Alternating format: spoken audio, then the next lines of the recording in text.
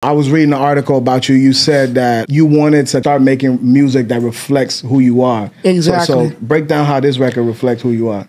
So basically, Lil Man J is a South Carolina musician and social media personality. By 17 years old, Jay became a viral sensation. I obviously come from a rap background, and recently with the rise of country, I told my producer, like, let's look into it. But I just got into the rap lane because that's what was super popular at the time, and that's what I was influenced by. When you were rapping, did you know that a white kid rapping would elevate you versus a white kid doing country music?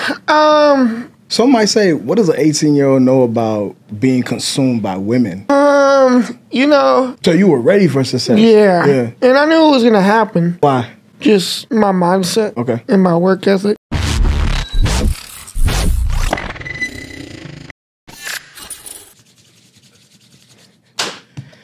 What's going on, y'all? Welcome back to another episode of Boy Art Show. I am him. Today I'm joined by Lil Man J. Yo, it's your boy Lil Man J. I'm with him. I like your sense of humor, man. I appreciate it, dog. I like your sense of humor. It's funny. I like your outfit. Well, as far as the outfit, so we got the cowboy boots, snake skin, and then we got grandma's couch as the pants, and then we got this shirt right here. Yeah. I was in Nashville and I had these vintage people. Their name is Brother G. They came to the house and like set up shop at the house, and I was able to like shop from home. Mm-hmm.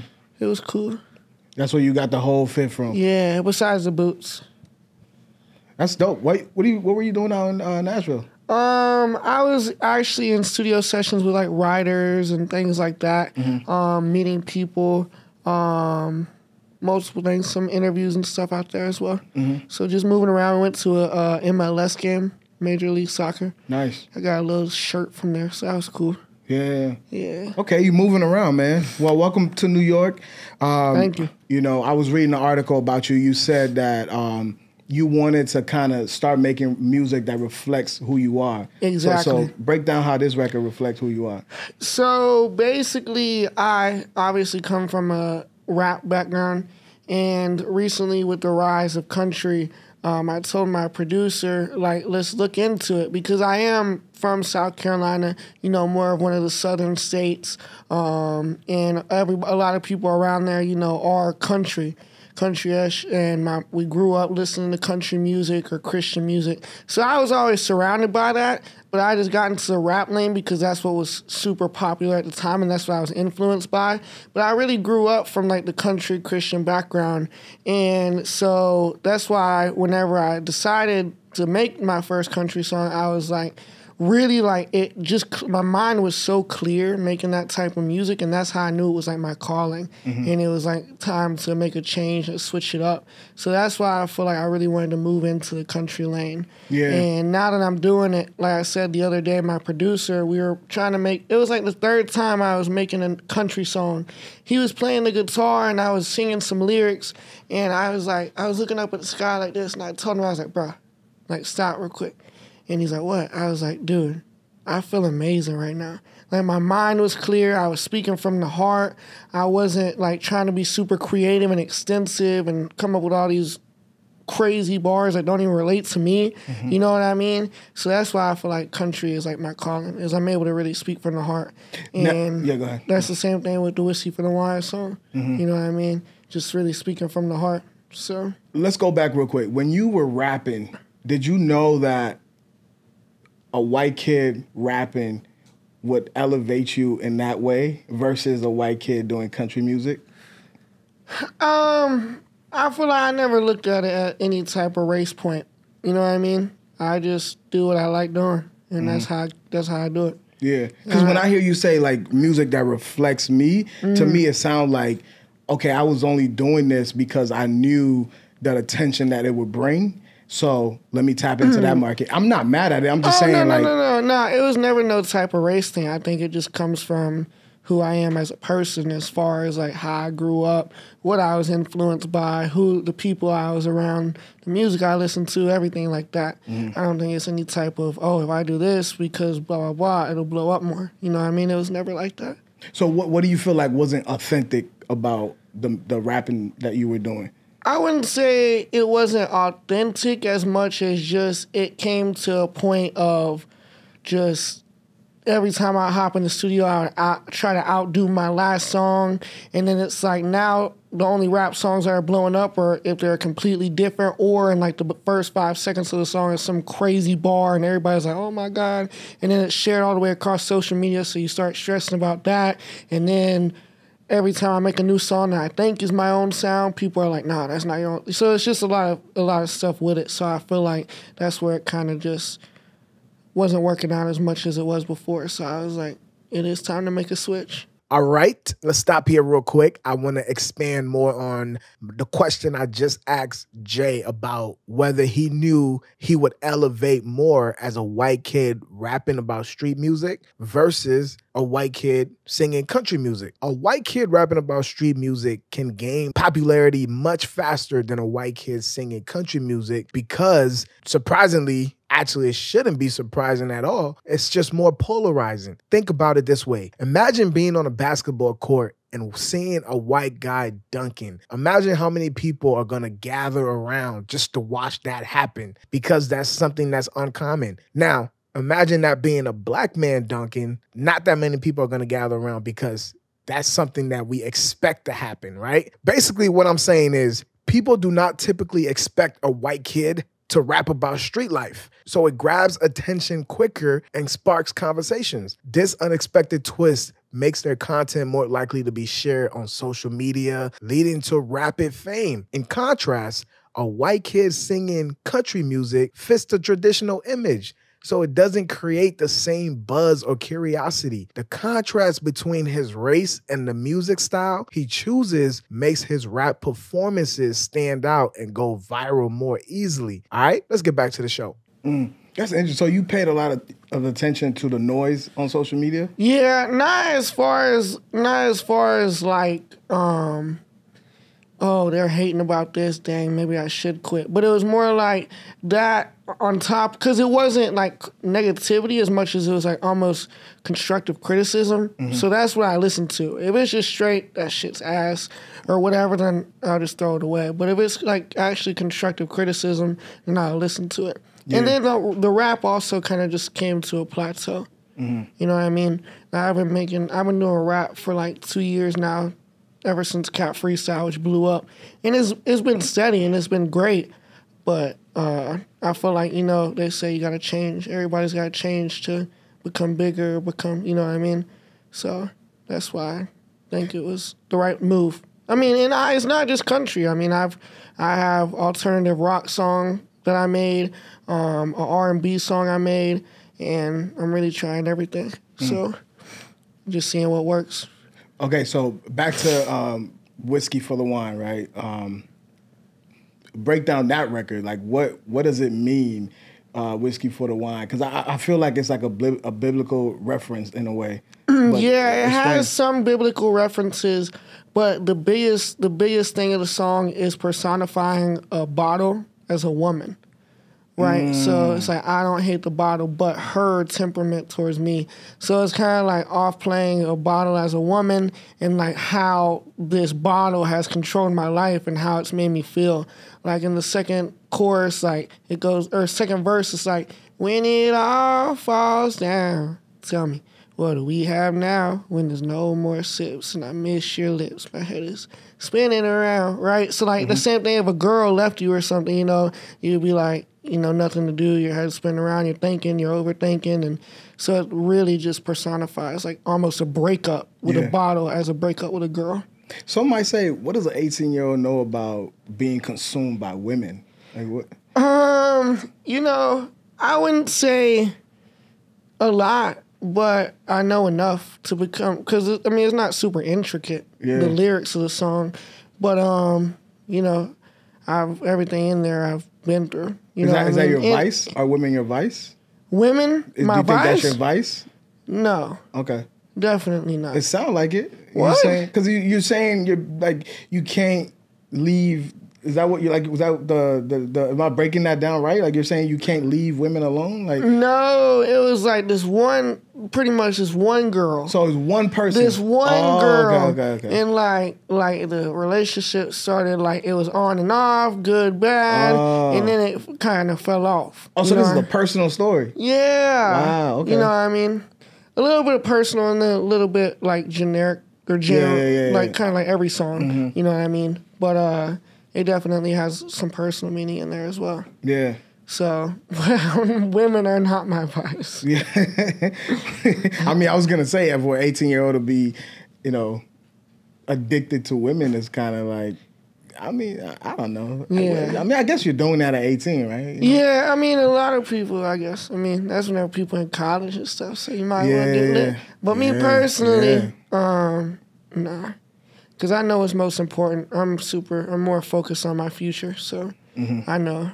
Now, when I was reading people talking about the songs, some of the critics were saying, you've never mentioned God before, and they feel like you bringing God into this situation felt like Clout Biggie or clout chasing. To that, what do you say? Really? Well, I came from a very religious family. Mm-hmm. More so my aunts and my uncle, or more my aunts. My aunts are super religious.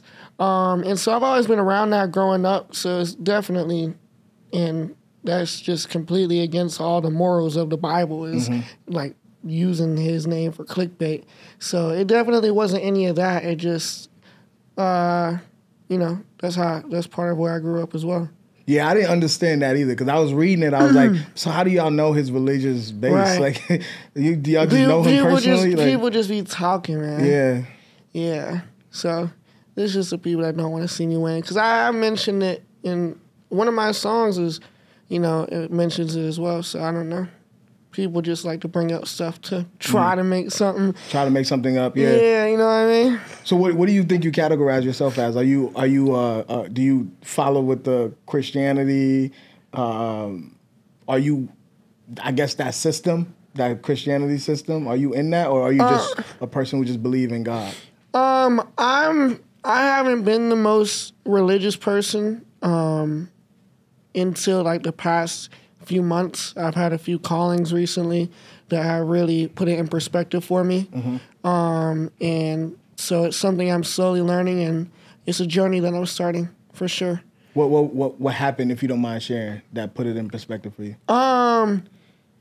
Well, basically I had this massage lady, and she's massaged me like 3 times, and this third time she massaged me, she was like telling me, she's like, every time I've been massaging you, I like pray over you. Wow. And God has really put you on my heart. And so I've been thinking about you and praying about you a lot. And I just wanted to bring it up to you, learn your background, kind of where you are at as far as your religion or what you believe in. Mm-hmm. And we had a little conversation like that for a minute. And after she finished the massage, we went outside. And she gave me a hug while she prayed for me. Wow. And she was like, God, I hope you show the sign to this kid that you are real and you are blessing him, and things like that. And it wasn't but 2 weeks later, or even less than a week, I went to Atlanta, a little trip out there to do a show, and we had some other stuff. And after the show, we were just chilling, me in the back. And we were waiting this other guy to finish performing. Yeah. So basically, I went to Atlanta, and a few weeks after that, I went to Atlanta and just did this show, and we're waiting for T.I. was there as well. We were waiting for T.I. to finish up, and my post is Ryan. After T.I.'s set was done, it was me and my videographer, and Ryan was with T.I. and said, "Come on, we're gonna leave." And so they got in the elevator, him and T.I. and then his manager, and me and my cameraman were about to go in. His name's Carter, my cameraman. Me and Carter were about to go in with the elevator. He's like, "No, y'all just actually stay here. We'll be back in a minute." So we were just chilling there on like the second floor of the school, and my cousin or Carter, which is my cousin and my cameraman. So I'm just gonna say it all. Yeah. So Carter, me and him were chilling, and he told me like 3 times. We were there for like 10 minutes. He's like, let's just go downstairs, meet Ryan at the car, blah, blah. I kept telling him, I'm like, no, we're just going to wait here. And just because I just was saying it. And I had a few people come up to me, you know, I was giving them handshakes, pictures, whatever. And then this girl came up to me, like straight out of a movie. Wow. Super awkward. And she's like, come up to me like slowly, and she's like, hey, I just want to say I really like your music. I was like, thank you so much. That means a lot. And then she just kind of stood there with like the little smile and everything. And like you could tell she wanted to say something, but she wasn't saying it. And I was like, what do you got to say? You can say it. And she's like, I just want to make sure you're doing it for the right reasons. Do it for God. And I was like, you know, it was one of the moments where your head is fixed. Yeah. And from there, it was like, okay, that means something. Yeah. And that same thing happened back in 2020. I was on a vacation. Another person came up to you and said that to you? No. Kind of the same thing. It was 2020, a vacation. And I was like, at this time, like a lot of talks about like religion and stuff in my family, like believing and things like that. And I was like, well, let me just do this. If you're real, give me a sign, right? And literally that night, I was walking with my brother on the beach. This lady came up to me, and my feet, one's longer than the other, or one of them I stand on my tippy toes, and one of them is flat-footed, so I walk a little like this. And this woman came up to me and my brother, and she's like, hey, can I pray for you? Just that night, randomly, never happened before. I was like, so with all that put together, it's like. What did, I guess the perspective of all of that put for you was that God is real, basically? Yeah. Yeah. And you didn't care for that before? Not that I didn't care for it. I knew there was something. You just knew there was something existing? I knew there was something because of how intricate this world is. Okay. And the ins and outs of it. But I just couldn't put my finger on one thing like that until recently, as far as everything. So, yeah. Yeah, I'm with you on that. I think we all have that feeling, though. Like, we all go through life knowing that something is above us. Because you can't look at the world and how the world is and not believe in God. Like, somebody asked me the other day, I'm not even going to say that. But I was going to say something, but I think it's too soon for me to say it. But I think we all look, like, you just, even just the way the earth is, like, just look at the trees. Like, sometimes when you go out, look at the trees, look at the sky, like the shit that you see, and you're like, how the fuck, nature, just in general, like, you're like, you gotta believe in God when you see shit like that. Exactly. So I know exactly what 100%. It's your boy Lil Man J. I just dropped my new song, Whiskey for the Wine. If you mess with me, man, make sure you go mess with my boy Art. Like, subscribe, and comment on this video, man. But let's get back to it. I want to pivot to, like, just assisting people in music with lyrics and lines, because I saw a video of you claiming that 21 Savage stole your lyrics, and I'm gonna read it to you. The lines from Dominoes, right? Yeah. You said, "Gotta line them up and shoot them down." It's some dominoes, and 21 Savage lyric is, "Know them all down like dominoes." I think he said knock them all down. Knock them all down. My apologies. Knock them all down like dominoes. That's from 21 Savage. Yeah. What made you feel like he was taking I didn't feel like that at all. You was just trolling? It was straight for views. Okay. Yeah, This motherfucker. I knew it would go crazy. So honestly, shout out to 21 Savage. It was just straight for views. Okay. Yeah. So that was a well put together video. Yeah. The shit, I bought that shit. I was sitting there like, damn, this nigga really got me. 21 Savage was out here listening to Lil Man J. Like, nah, I wouldn't care if nobody stole my lyrics for real. So, yeah. Don't take that for granted. But, like, yeah, that was just a joke. To me, that's a compliment, right? I feel like if you're a rapper and another rapper takes because it happens in hip hop all the time. Like, if you listen to Jay, I listen to Jay-Z a lot. People been saying he was stealing Biggie's stuff forever. And I think, and Jay said it, he said, you know, I'm paying homage to my brother, some shit like that. I don't remember the exact lyric, but You know, he see it as paying homage. Like it's a sign of respect to the next person. Yeah, you know? 100%. But some people look at it as like you just a thief or come up with your own shit. But I think we need to change the way we see things in hip hop. It's just a lot of shit that's just toxic, 100%. and that's one of them. 100%. That makes sense. And you too for trolling us online, talking about 21 Savage stole your shit when he did it. God damn, man. Maybe I should have said it was a joke. No, you know what? That's my fault too, because I shouldn't be falling for sensationalism like that. Hey, exactly, man. You can't believe everything you see on the internet. Look, you learned a lesson too now. I know. And you know what's crazy? Because I always rebel against that. Like, I'm always the one who say, I never believe anything I see online. Yeah. Sometimes I be believing some shit. Sometimes I be believing some shit. Got you, man. At 17, when you started taking off, and you're 18 now, at that point, like, how did you rationalize, you know, the success that was coming so quickly to you? Because I feel like I was ready for it. You know, I read a book probably 2 years ago. It's like so many people want success, and the people that fall off or the people that lose it so quickly are the ones that weren't ready for it. That's the book title? No. That's just what it said in the book. Oh, I'm like, what the hell? What was the book title? If you don't mind. I really don't remember. Okay. I just remember that part because it put a different perspective on it. So ever since that part, I was like 16 at the time. And ever since then, I was like, okay, I got to be prepared for what's about to come. Okay, this TikTok could be the one that blows up. What am I going to do after that? Mm-hmm. You know what I mean? So that's kind of how I felt like I was able to control it a bit. But so you were ready for success. Yeah. And I knew it was going to happen. Why? Just my mindset. Okay. And my work ethic. And I feel like my talent. Mm-hmm. I just really believed in myself at the end of the day. And that's all it takes. Mm-hmm. Once you believe in yourself and don't let nothing else stop you from or tell you different, then you're golden. So that's why I knew it was gonna happen eventually. Yeah. So I feel like that's how I was able to rationalize it a little bit. Mm-hmm. Okay, let's stop here for a second. Let me just add some few context to what Jay is saying. See, you can gain a huge amount of fame from social media by creating content that resonate with a large audience. You also have to be ready for success. You need to plan ahead by learning about social media trends, practicing your skills, and consistently posting high quality content. It's important for you to stay grounded, manage your time well, and seek advice from experienced people in the industry. By being prepared and staying focused, you can handle the rapid rise to fame and make the most of the opportunities that come your way. All right, let's get back to the show. It's still a crazy thing.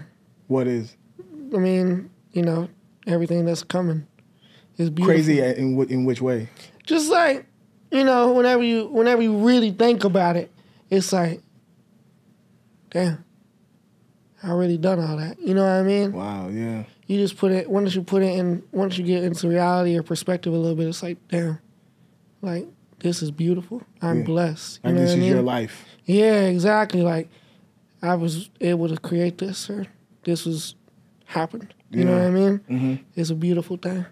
And also, it must hit you, too, even more when you realize that not only you, but you're able to put other people, you know, life in position. You're able to bless other people, too. Give other 100%. People opportunity to make money, too, all because of what you've done. So I guess that is a whoa moment. Exactly. You know? Yeah. Exactly. It's beautiful. Yeah. I'm grateful every day. Now, few more questions before I get you out of here. You kicking me out? Thought it was cool. I'm on time. I'm you know, some shit going on. I keep my hotel key out there. You can come over. Don't tell me what a good time, man. Don't tell me what a good time. Nah, man. I was just reading it before you came. I was just reading an article about how I don't know if it was an article or it was a YouTube video, and it was just compiled of people. This guy was talking about how you're one of the most hated when you used to rap. When you used to rap, you were one of the most hated rappers in hip hop. Like, do you believe that at the time when you used to rap? Do you believe that you were hated?